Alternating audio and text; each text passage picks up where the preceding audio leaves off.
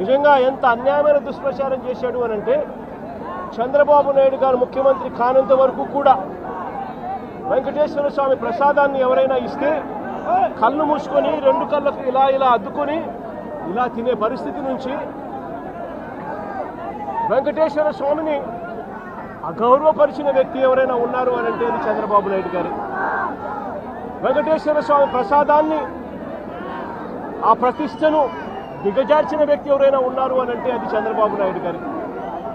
ఒక అబద్ధాన్ని క్రియేట్ చేసి ఆ అబద్ధానికి రెక్కలు కట్టి ఆ అబద్ధాన్ని దుష్ప్రచారం చేసి కేవలం రాజకీయాల కోసం దేవుడిని కూడా వాడుకున్న వ్యక్తి ఎవరైనా ఉన్నారు అని అంటే ఈ ప్రపంచంలో అది ఒక చంద్రబాబు నాయుడు గారు మాత్రమే.